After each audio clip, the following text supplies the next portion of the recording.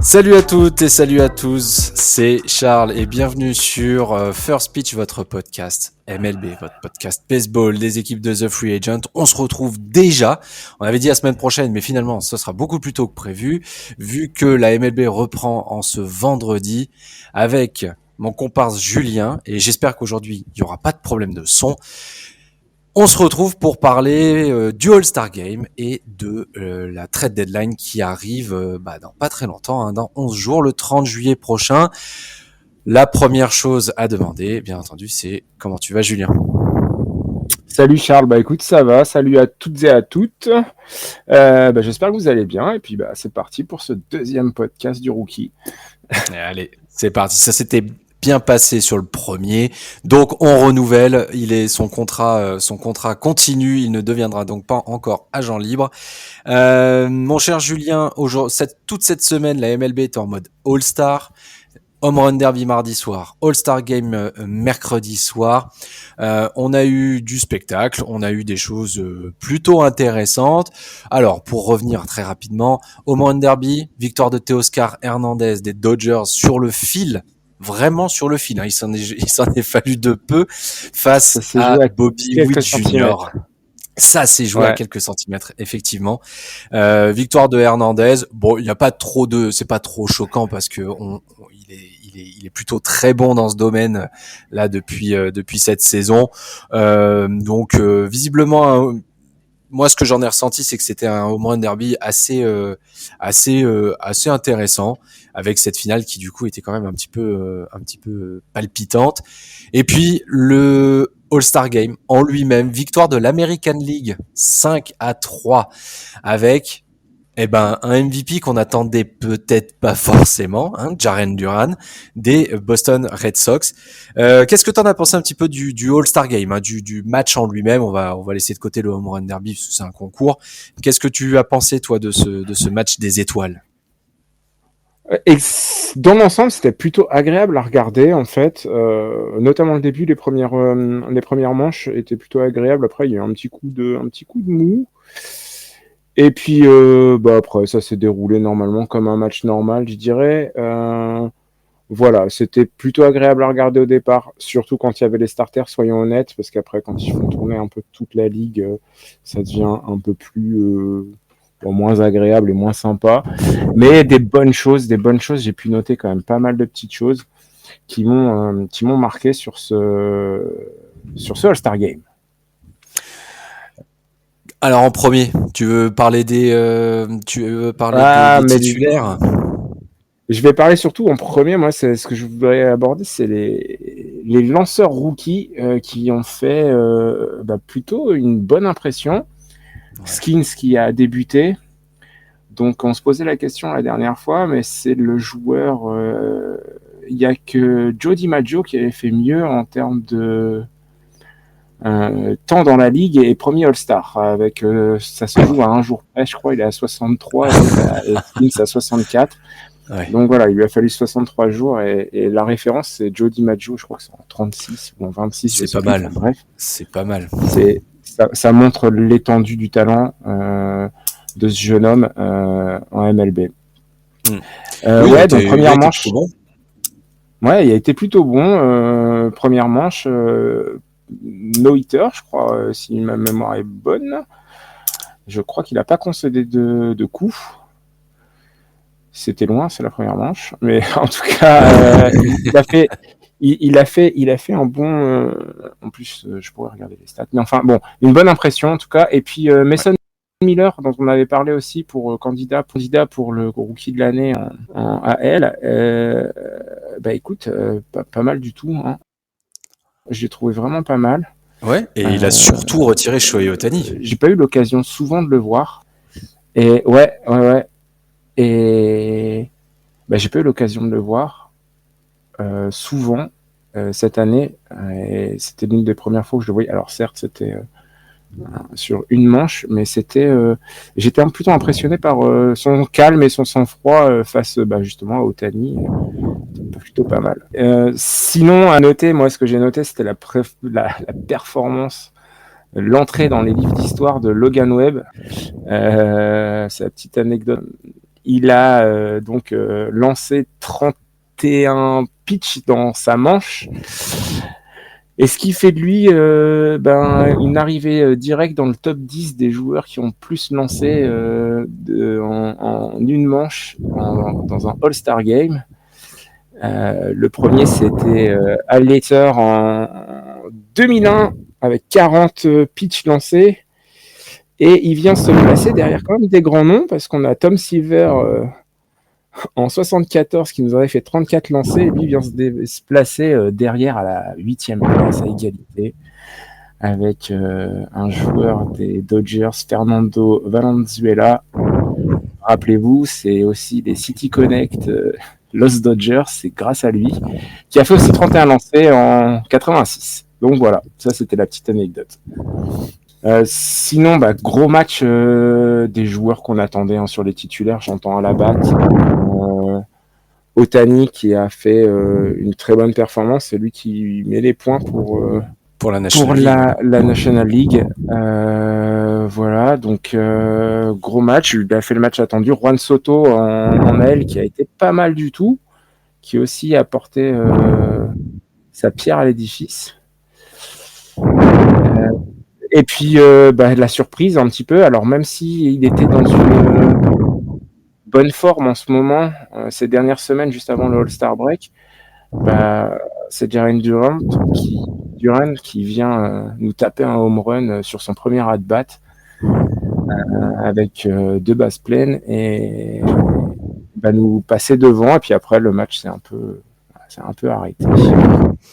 Pour Shohei Ohtani, avec ce home run là dans la 3e manche, il devient le premier joueur de l'histoire du All-Star Game à remporter une victoire en tant que lanceur et à frapper un home run dans un All-Star Game.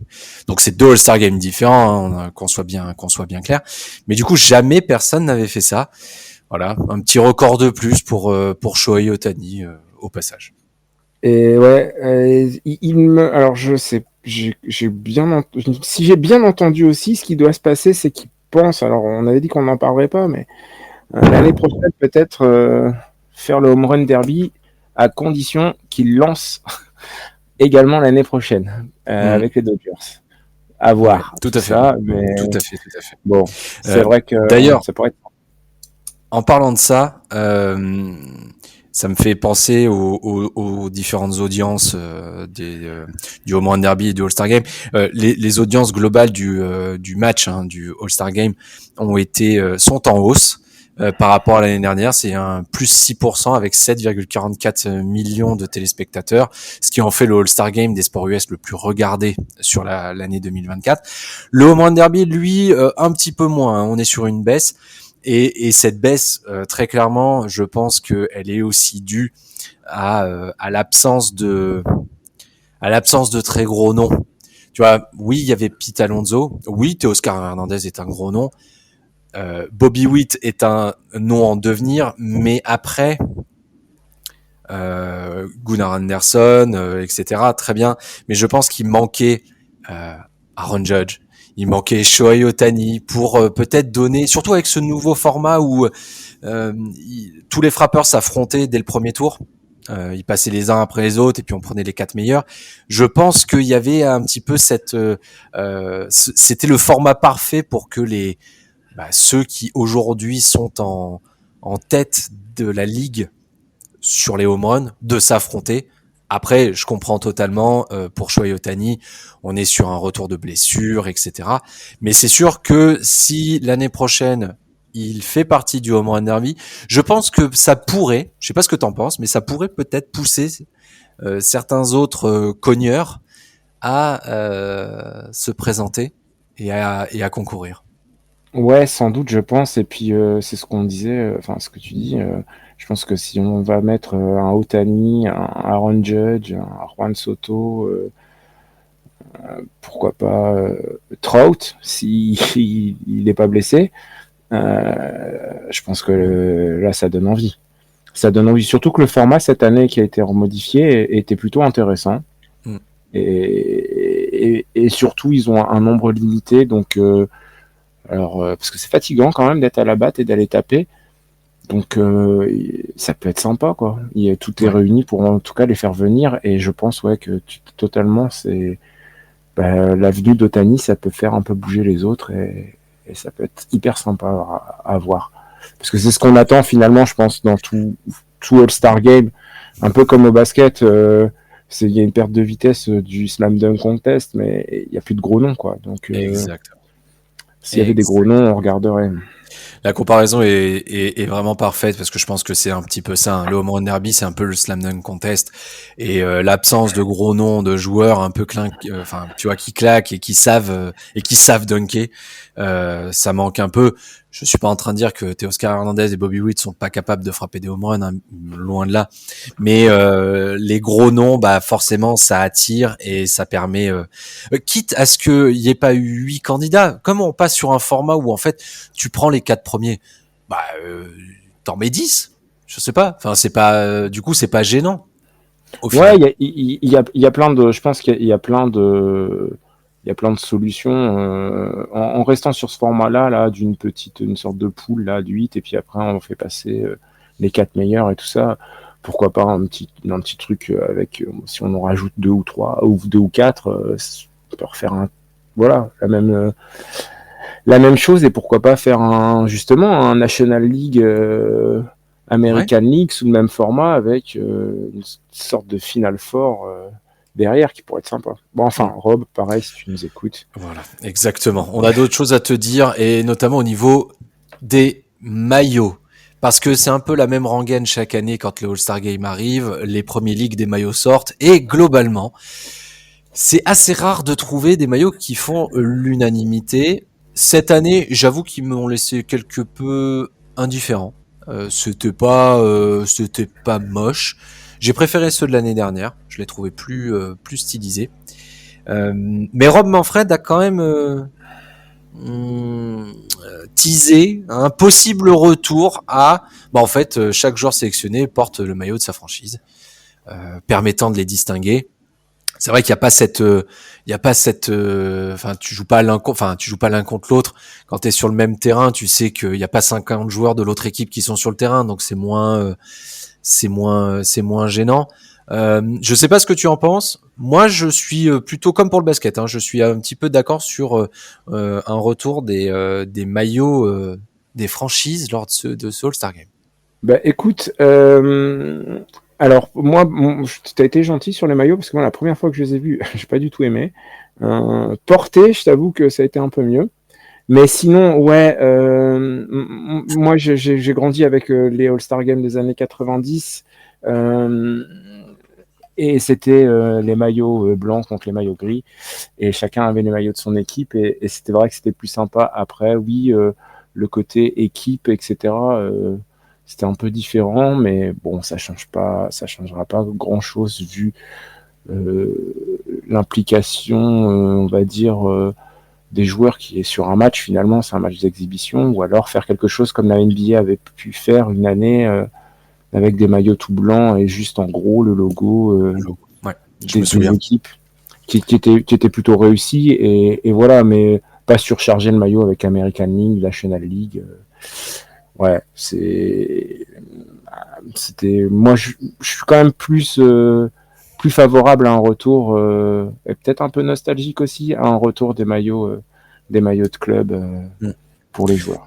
Moi aussi. Quitte à avoir une édition spéciale. Nike, qui aime bien sortir des éditions spéciales, sortez une édition spéciale All-Star Game. Et Ah mais puis, ça, voilà.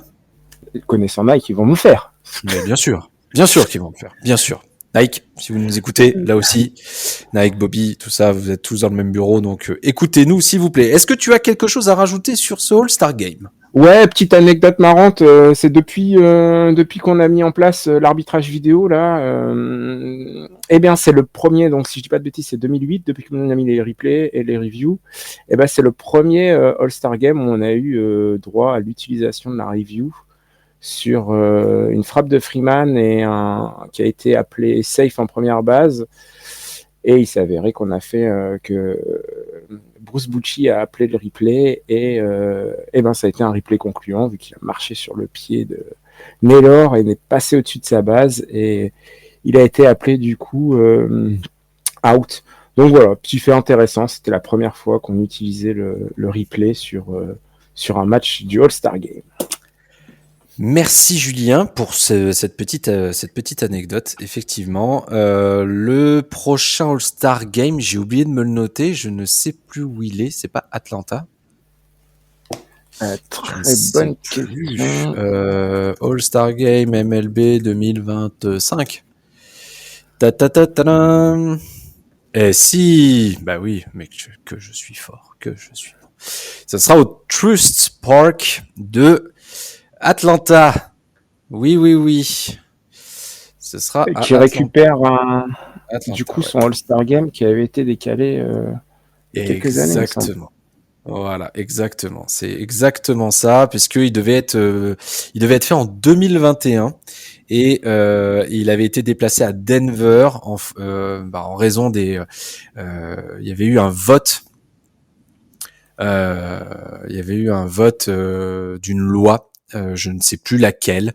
Une loi qui n'avait pas forcément plu aux joueurs MLB ni à la MLB et la MLB avait décidé quand même, c'est pas arrivé souvent dans l'histoire de décaler un All-Star Game et de l'accorder à une autre ville. Donc là, Atlanta aura la primeur en 2025. Mais avant tout ça, 2025, c'est à la fois loin et à la fois dans pas très longtemps. Le 30 juillet prochain, c'est la date limite des échanges, trade deadline en anglais. C'est le moment où les équipes vont faire leur marché chez les équipes qui n'ont plus rien à jouer pour se construire un effectif pour aller le plus loin possible en série éliminatoire. Donc chaque année, c'est la même rengaine. Qui sont les acheteurs, qui sont les vendeurs. Il y a des noms qui circulent. Beaucoup, c'est souvent les mêmes quand même. Là, on a quand même depuis un bon mois maintenant, on commence à voir un petit peu les insiders, les Ken Rosenthal, etc. qui commencent à donner des noms de joueurs, d'équipes qui pourraient changer un petit peu le paysage. Julien, moi j'aimerais qu'on commence avec les équipes qui pourraient être acheteuses. Donc forcément, généralement, c'est des équipes qui sont soit en tête de leur division, soit pas très loin de la tête de division, et qui ont tout intérêt à se renforcer, à avoir de la profondeur pour aller loin en play-off. Bon, forcément, il y a quand même 2-3 noms qui vont revenir, les Yankees, les Phillies, les Dodgers. Ouais, à ça, j'ajouterais les Orioles qui commencent aussi à un peu regarder à droite à gauche. Mais pour revenir à ce que tu as dit, c'est un système qui est finalement assez binaire, hein, la draft, enfin le trade. C'est si vous êtes en course pour les playoffs, vous êtes acheteur, et si c'est fini pour vous, vous êtes vendeur. Si on veut résumer et un peu caricaturer la trade en MLB. Mais ouais, les Dodgers, moi j'ai surtout noté là, un intérêt des Dodgers pour renforcer leur pitch. Parce que y a des blessés, il y a des retours de blessures et ils ont des grosses ambitions. Et cette ambition, elle passera par un très bon starter qui viendrait s'ajouter à cette rotation. Et donc ça peut être... ils ont les yeux un peu partout, notamment sur Miller, dont on a parlé tout à l'heure, là, Mason Miller. On a beaucoup entendu Garrett Crochet revenir aussi dans la discussion.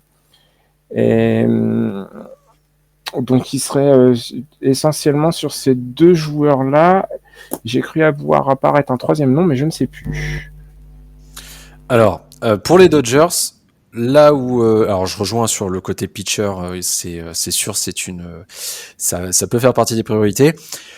Je pense qu'il y a un autre poste qu'il devrait renforcer parce que c'est un poste qui a posé beaucoup d'interrogations en début de saison et qui continue.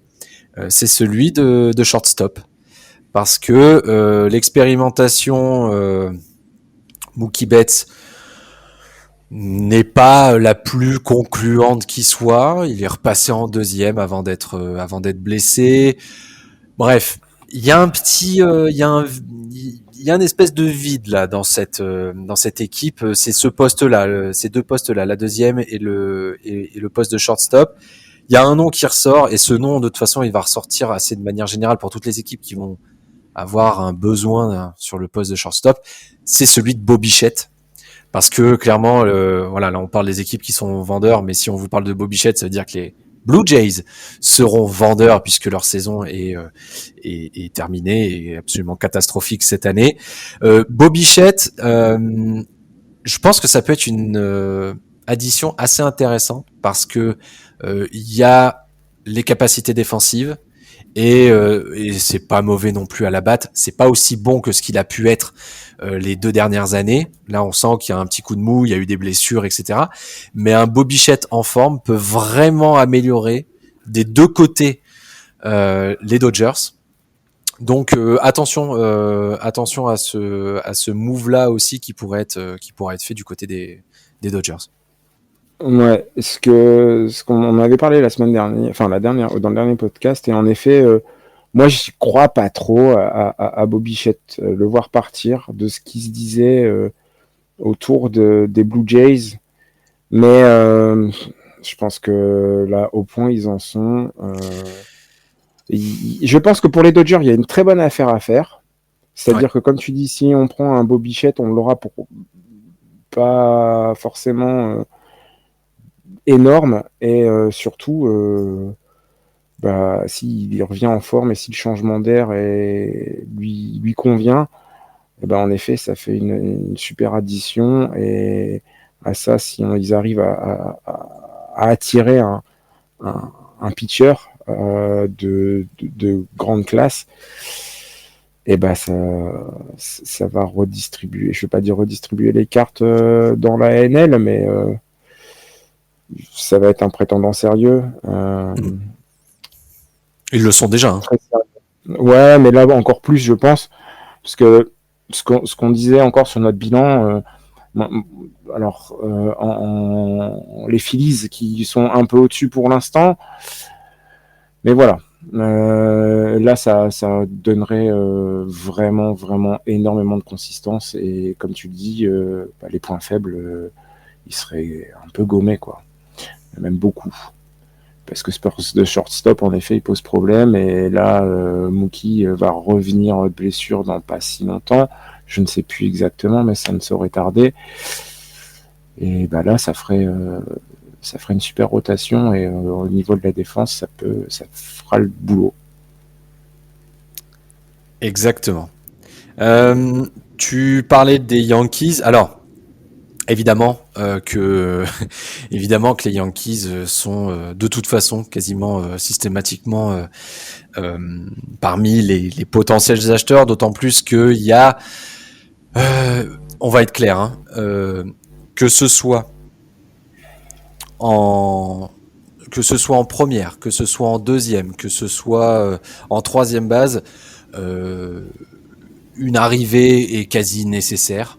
Il y a vraiment que le poste de shortstop avec Anthony Volpi qui du coup est un peu verrouillé. Mais pour le reste,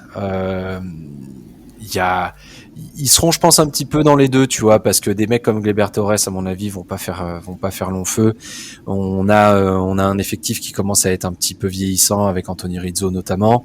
DJ LeMahieu, on sait pas trop comment il revient. Donc là, on est vraiment sur LeMahieu, Torres et Rizzo. Bon, je pense qu'il y a des joueurs à aller chercher. Il se murmurait évidemment Pete Alonso, mais très clairement, faut arrêter avec cette piste-là. Alonso ne partira pas des Mets, qu'on soit bien clair. Ouais, c'est vrai qu'il y a encore quelques jours, on parlait beaucoup de lui sur un transfert, mais je pense que il a un peu remis les pendules à l'heure pendant le All-Star Game. Il n'a pas envie de partir et ça n'a pas l'air d'être le souhait du club non plus de le faire partir. Voilà. Donc, je pense que vraiment, mon sentiment par rapport aux Yankees, c'est qu'on les attend en mode, allez, on va chercher, pourquoi pas un lanceur aussi. Je pense que ça peut être, ça, c'est pas non plus déconnant d'aller chercher un Miller, d'aller chercher un Crochet aussi. Il y en a d'autres, bien entendu. Mais mon sentiment, c'est que les Yankees ne feront rien du tout à la trade deadline. Et je vais t'expliquer pourquoi. Parce que, en fait, ils ont, en fin de saison, un gros nom à re-signer. C'est celui de Juan Soto. Oui, le parcours sera important en playoff. Ça, c'est une certitude pour dire à Soto, écoute, si t'es ici chez nous, on te garantit les playoffs chaque année, on te garantit d'être candidat au titre chaque année. Mais ils savent très bien qu'ils peuvent pas s'encombrer parce que la direction n'a pas envie de dépenser à tout va. Ils savent très bien que si on re-signe Soto, c'est pas pour le contrat minimum. Hein. C'est sans doute le prochain à taper les 500 millions. Il ira pas jusqu'aux 700 de Shohei Ohtani. Ça, bon, à moins que, mais bon, avec des paiements différés, pourquoi pas. Mais le prochain contrat à 500 millions, c'est lui qui va l'avoir. Les Yankees, est-ce qu'ils ont cette volonté-là? Je pense que oui, parce qu'ils savent très bien que Juan Soto est un élément important de l'effectif. Et il l'a prouvé depuis le début de saison. Son arrivée a vraiment changé pas mal de choses dans cette équipe. Ils vont vouloir le re-signer. Et à mon avis, ça passera par on va rester tranquille à la trade deadline. On va essayer de se dire qu'avec ce qu'on a en interne, en fait, ça peut le faire, que ça ira mieux en août et en septembre. Et que voilà, et on attend. Et on va laisser on va laisser de côté cette trade deadline. Ouais, je suis assez d'accord avec toi parce que je pense que de toute façon c'est le gros objectif cette signature, à moins de faire un coup intéressant. Parce qu'il me semble avoir lu qu'ils étaient plutôt intéressés ces derniers temps par joueur des Marlins, Jazz Chisholm, ouais. Ouais, Chisholm Junior, ils étaient un peu intéressés par lui. Ça c'est pas, il n'y a pas eu plus de, j'ai pas lu beaucoup plus à part un intérêt et sans plus quoi. Donc ouais, et puis c'est très calme, dans la presse new-yorkaise, c'est très calme au sujet des Yankees sur cette trade deadline. Exactement. Les Phillies, où on va rester, non, tiens, tu sais quoi, on va rester dans la division. Les Orioles, parce que oui, c'est eux qui sont premiers de leur division. Qu'est-ce que tu vois pour ces Orioles, en sachant que potentiellement, du coup, les Yankees pourraient rester calmes, donc ils n'auraient pas vraiment de concurrents dans leur division à ce moment-là. Ouais, donc pour les Orioles, moi je les vois pas sur beaucoup de joueurs, mis à part Garrett Crochet, pour justement renforcer un peu, comme on disait tout à l'heure, se renforcer dans l'objectif d'une post-season. De toute façon, Garrett Crochet, c'est le nom qui revient pour toutes ces équipes qui veulent passer un cap. Et ils sont aussi, voilà, c'est Skubal des Tigers. Ils ont montré aussi un intérêt, comme les Dodgers d'ailleurs, pour Skubal, qui en effet peut être une bonne piste, parce que pour les Detroit Tigers, je pense que les playoffs ce sera pas maintenant, et que il semblerait qu'il soit ouvert en tout cas à la discussion. Donc ça peut être un apport très intéressant. Mais sur les autres postes, mis à part le pitching, je vois pas vraiment où aller chercher d'autres noms. J'ai rien qui me vient en tête spécialement. Non, je te rejoins sur le fait que les Orioles sont un peu dans une position, ils ont jamais réellement, en fait déjà ils se retrouvent dans une position qui est assez particulière pour eux. Ils n'ont pas l'habitude d'être acheteurs à la trade deadline. Ces dernières années, on était plutôt habitués à les voir vendeurs. Mais ils ont montré qu'ils étaient capables de pouvoir faire des gros trades, Corbin Burns notamment, sans forcément hypothéquer complètement leur avenir. C'est-à-dire que le farming system, ils l'ont pas dépouillé pour avoir un mec juste pour 2 ans. Donc, ils ont cette capacité-là, ils ont les assets pour le faire. Est-ce que ils vont... Je pense pas que c'est une franchise qui va dire, allez, all-in, on y va. Enfin, c'est pas les Dodgers, quoi. On n'est pas du tout sur cette philosophie-là. S'ils le font, je pense qu'effectivement, ce sera un move extrêmement bien réfléchi. Que Garrett Crochet, pour moi, je pense que de toute façon les 30 franchises le veulent, hein, y compris les White Sox, hein, ils aimeraient bien le garder. Mais je pense que Crochet va être la cible numéro 1 parce que c'est ce qui leur a fait défaut l'année dernière, c'est la profondeur au niveau du pitching. Ils le savent, il leur faut au moins 1, 2, 3, c'est vraiment parfait. Mais quand tu as déjà 2 lanceurs qui sont capables de porter ton équipe durant des playoffs, tu t'assures quand même une bonne partie de ton succès. Voilà. Ouais, clairement, et là ils sont vraiment. Je pense que c'est vraiment ce qu'ils ont besoin et ils feront le move au juste prix, je pense. Comme tu dis, ils vont pas entre guillemets se tirer une balle dans le pied pour un lanceur, même si ça peut leur rapporter beaucoup. Et il y a en effet ce qu'on disait, c'est les gros noms en fait qui circulent. Enfin les gros noms en tout cas, c'est Crochet et Skubal qui sont vu que tout le monde se dispute. Et les Dodgers et les Orioles sont à peu près sur la même longueur d'onde en termes d'envie de les faire venir. Donc ça va être une bataille pour ces deux-là, je pense, entre les Dodgers et les Orioles. Il y a parmi les lanceurs, je pense c'est que ça me revient côté des Reds, parce que les Reds ils sont à 47-50 hein, le bilan, donc ils sont pas loin de l'équilibre.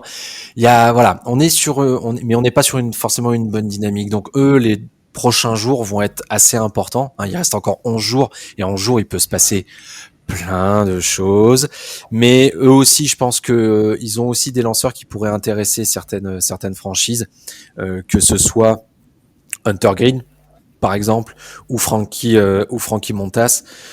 Ça peut être aussi des bonnes additions pour une fin de rotation, tu vois, pour la 3e, 4e, 5e place. C'est des lanceurs qui pourraient être intéressants aussi, à mon avis, pour des équipes comme les Orioles, comme les Dodgers ou d'autres qui seront en demande. Ouais, ouais. Green peut être en effet je pense surtout à lui. Je pense que ça peut être un apport intéressant. Pas en starter, c'est sûr, mais ça peut être un apport très intéressant. Et je pense que ça vaut le coup. Après, les Reds, c'est comme tu dis, hein, ils sont pas, c'est pas un bilan si pire que ça, mais ouais, à voir. Je suis obligé de te poser la question parce qu'on n'en a pas parlé pour le moment. Tes Guardians, qu'est-ce qu'ils vont faire? Moi, je pense que s'il y a un move à faire, c'est aller chercher un pitcher, on en avait parlé. Maintenant, je pense que l'aspect financier et tous les assets qu'ils ont, est-ce que ça vaut le coup d'aller en griller plein pour un pitcher, sachant qu'on ne peut pas proposer des contrats à la rallonge?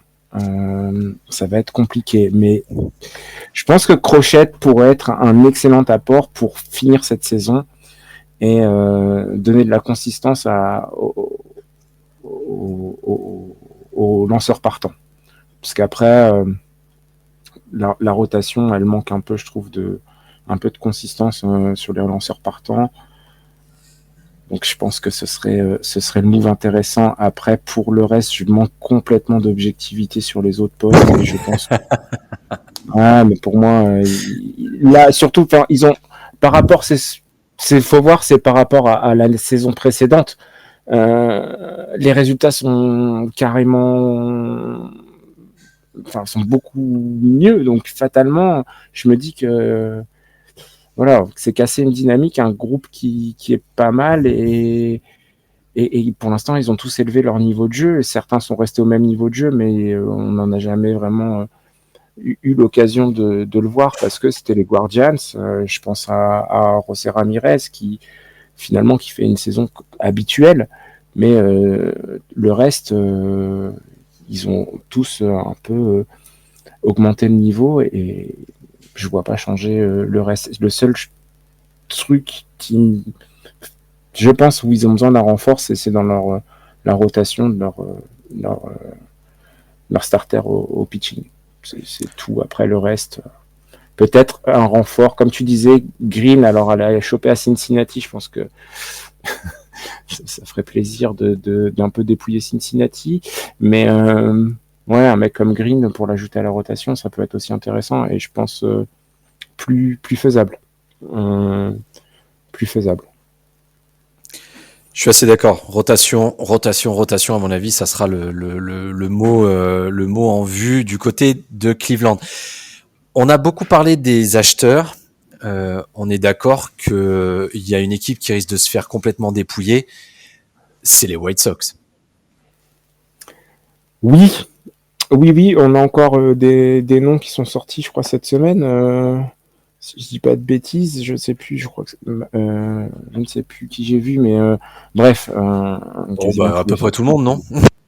Ouais, quasiment tout l'effectif est disponible. Ils sont vendeurs. Je pense que le processus est lancé pour la reconstruction.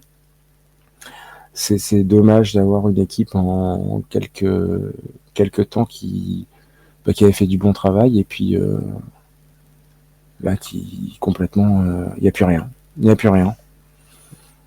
On va repartir de zéro complet à Chicago, hein, parce que effectivement les noms qui circulent pour des départs, il y a Paul DeJong, il y a Luis Robert, il y a Eric Fedé, il y a Tommy Pham. Bon, Tommy Pham, lui, qu'on soit d'accord, hein, il est tradé à chaque année quasiment. Andrew Benintendi. Enfin vraiment, c'est vraiment bon alors vous avez de la valeur, ok, allez dehors. Enfin vraiment c'est vraiment ça quoi. Je pense qu'ils étudient même ceux qui ont pas de valeur. Ils sont. Mais je vais te dire un truc, c'est qu'ils envoient le plus possible de lanceurs. Comme ça, notre petit Frenchie aura peut-être sa chance dès l'année prochaine. Petit Mathias, si tu nous écoutes, on pense bien à toi et on espère très vite te voir en MLB pour pouvoir commenter tout ça. Donc oui, le Chicago, on fait table rase et on repart de zéro. Il y en a d'autres, hein, les Rockies comme d'habitude. On va repartir, on va recommencer. Les Marlins aussi. Oui, mais ils avaient déjà commencé. Hein. Oui, ils ont déjà commencé. Oui. Ça fait un moment qu'ils ont commencé. Je sais pas. Là, par Jazz Chisholm Junior, ce sera encore un de plus à partir. Et puis j'ai vu les Rays. Les Rays aussi ont mis 3 joueurs. Ouais. Ils sont ouverts à notamment Paredes qui a été All-Star cette semaine. Tout à fait. Donc voilà, ces équipes-là, c'est reconstruction. On va chercher des prospects et puis on va essayer de se relancer avec ça. Et c'est des paris. C'est toujours ça qui est marrant. Après, alors à l'instant T, on pourra pas juger forcément. On jugera si à la fin, à la post-season, est-ce que les mouvements ont apporté quelque chose ou pas. Et ça va être après quelques années plus tard quand on va voir. On aura tradé un lanceur pour une année contre un futur Hall of Famer. Toujours marrant, mais c'est souvent comme ça. Et puis ça nous permet de commenter ce genre de trucs en disant que c'est les pires trades de l'histoire, c'est les meilleurs trades, etc. Ça nous donne du grain à moudre. C'est parfait. C'est parfait. Ça. Tiens, question bonus, parce que on n'en parle pas, mais Mike Trout.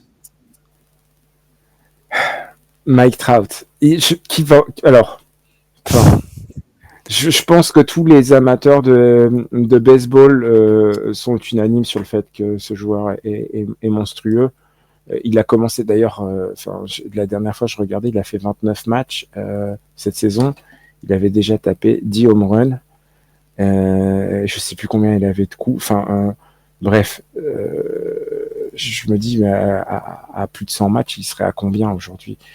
Mike Trout, qui va en vouloir? Ça va être ça le problème, parce que quelqu'un qui se blesse tout le temps, qu'est-ce qu'on en fait? Ouais. Je vais faire de la fiction, mais je pense que partir des Angels, est-ce que déjà ça le ferait sortir un peu de ce marasme et d'aller parce que là ça peut être un coup, hein, on va dire, pas un coup instantané, mais une équipe qui a envie de faire tenter quelque chose et de se dire je le prends avec je sais plus combien d'années de contrat il lui reste, mais je le prends et puis je vois et puis ça tombe il va prendre une nouvelle hygiène de vie, un nouveau départ, un nouveau plein de choses qui vont peut-être faire que il va pas se blesser ce coup-ci et faire une saison pleine, voire deux, et aller dans une équipe, je vais pas dire une équipe qui le mérite, mais une équipe qui va lui permettre d'aller chercher quelque chose. Déjà d'aller dans la post-season parce que c'est pas les Angels qui Rien vont que lui ça déjà. offrir. Je pense que c'est même le Et minimum qu'ils demandent. Hein. C'est juste, je veux jouer les playoffs. Laissez-moi jouer les playoffs. ouais, mais ce joue, c'est un gros, c'est un gros what if. Hein. Je suis pas, je reprends des termes qui ont été utilisés pour Mike Trout, mais c'est un gros what if. C'est Ouais. s'il se blessait pas, s'il n'était pas blessé, si on pouvait le transférer, voilà. Mais ça pourrait être un risque à prendre. Je pense que les seuls qui seraient capables de prendre le risque, blague à part, non, enfin, c'est plutôt la blague. Pourquoi pas les Blue Jays? Mais Oh là, oh là, oh là. Oui, oui. Ah oui, à non, tout tenter, genre un vrai all-in en mode, bon, de toute façon, notre saison, elle est presque terminée, mais on pense à plus tard et on entoure Bobichette et on entoure Vlad Guerrero. Il y a Springer et compagnie, donc, ouais, non, mais quitte le à faire projet pourrait quelque se défendre. chose. Hein. Ouais, quitte à faire quelque chose sur que Kramayer, visiblement ils étaient vendeurs, maintenant ils sont plus vendeurs. Il fait le taf en défense. Alors au bâton, c'est pas encore ça, mais voilà, pourquoi pas Mac Trout, pourquoi pas le mettre DH. Oh Au là là. moins, Ah oui, oui, oui. Tu limites, comme pour Otani, quoi. au moins on limite la casse et ça changerait d'un Vogelbach par exemple, mais Mon Dieu. pourquoi pas? Pourquoi pas le mettre? Mais ça peut être un truc qui se tente si on veut se dire on garde Bichette et Guerrero. Alors Guerrero, c'est un jour il va partir, un jour non, finalement il va rester. Pourquoi pas tenter au point où ils en sont Oui. et Non, se mais dire oui. l'année prochaine on redémarre avec un line-up de folie et qui serait pas un move finalement si on met DH qui serait pas un move un move inintéressant. Ils ont ce qu'il faut après. Ils ont ce Non, qu'il faut pour complètement. faire le jeu dans l'outfield. Pourquoi pas? À voir. Franchement, bon, ce serait quand même étonnant de le voir partir là, vu qu'il est blessé, etc. Je pense il y a quand même peu de. On n'en parle tellement pas parce que c'est vrai que tu vois, je me l'étais noté parce qu'on n'en parle tellement pas. J'en ai tellement pas vu. J'ai tellement pas vu son nom nulle part que je me suis dit non mais en fait, on l'a oublié. On a l'impression que le mec ne joue plus. Donc Bah, c'était intéressant. mais c'est carrément ça. On a l'impression qu'il joue plus et Ouais. malheureusement pour lui et pour nous aussi parce que voilà, on ne voit pas ce joueur qui Ah, est c'est un juste triple hors MVP norme quoi. quoi. Il est hors norme et aujourd'hui on parle des Judge, des Otani, mais Trout, j'ai l'impression qu'on l'oublie et je te dis, je me suis amusé à regarder un peu ses stats. Ah, du 29 début de matchs, saison, oui. Ah il oui, avait oui, oui. déjà tapé 10 home runs quoi. Il Ah, était en course pour faire une saison absolument monumentale. Ça c'est sûr. Mais comme d'habitude, les blessures l'ont rattrapé. Bon, la trade deadline, c'est le 30. Vous l'aurez compris, on fera bien entendu un débrief de cette trade deadline pour voir un petit peu, pour analyser les gros mouvements qu'il y a eu, pour voir si effectivement il y a des surprises, s'il y a des tendances qui peuvent potentiellement se dégager pour cette fin de saison qui nous conduira jusqu'au mois d'octobre, même si ça paraît tellement loin, parce qu'on est le 19 juillet, mais ça paraît tellement loin, sauf que ça va tellement arriver vite. Mon Dieu, que la saison passe vite. Julien, merci beaucoup d'avoir été là une nouvelle fois aujourd'hui. bah, merci à toi, Charles.